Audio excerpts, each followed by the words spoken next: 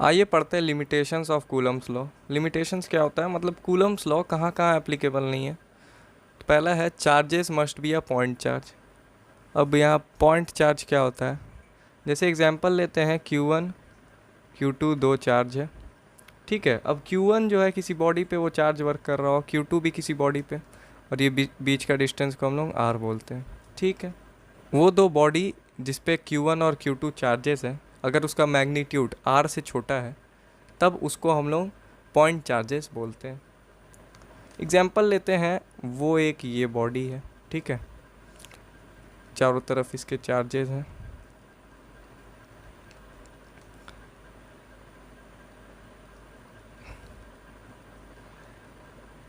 ये चार्जेस हैं। Let suppose अगर ये डिस्टेंस को हम लोग छोटा कर देते हैं, इसको पास ले आते हैं,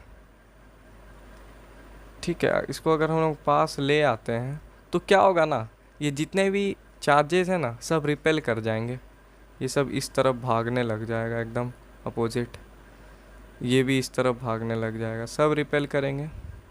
अब इसके वजह से क्या होगा ना, जो सेंटर जो है इसका वो थोड़ा शिफ्ट कर जाएगा अंदर की तरफ, रिपेल कर रहा है क्योंकि। अब देखिए यहाँ पर डिस्टेंस चेंज हो रहा है कि नहीं, अगर ये सेंटर हम लोग का अंदर भाग जाएगा तो डिस्टेंस तो चेंज हो रहा ना, जिसके वजह से यहाँ पर कूलम्स लॉ एप्लीकेबल नहीं हो पाएगा। फोर्स तो उसका वैल्यू हम लोग को गलत मिलेगा, तो कूलम्स लॉ कहाँ एप्लीकेबल है, समझ में आया। आइए दूसरा पॉइंट पढ़ते हैं, कर्सर कहाँ गया।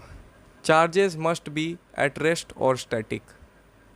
अब ये पॉइंट क्यों बोला गया, मूविंग चार्जेस जो होते हैं ना वो मैग्नेटिक फील्ड प्रोड्यूस करते हैं। इलेक्ट्रिक फोर्स तो रहेगा ही, बट वो मैग्नेटिक फील्ड प्रोड्यूस करेंगे। लेकिन कूलम्स लॉ जो होता है वो स्ट्रिक्टली एप्लीकेबल है इलेक्ट्रिक फोर्सेस के लिए, जिसके वजह से अगर बीच में मैग्नेटिक फील्ड क्रिएट हो जाएगा, वैल्यू तो फिर इनकरेक्ट आएगा ना भाई, होगा।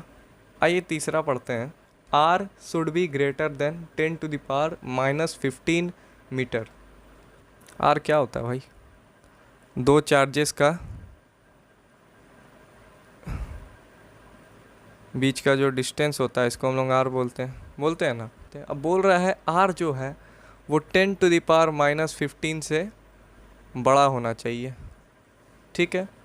हम लोग अगर याद करें तो न्यूक्लियस का जो साइज होता है 10⁻⁻15 होता है।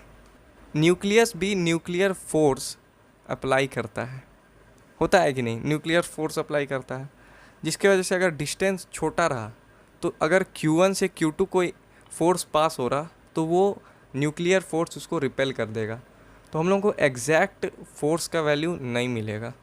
इसीलिए हम लोग बोलते हैं कि जो ये डिस्टेंस R है ये 10⁻⁻15 से बड़ा होना चाहिए।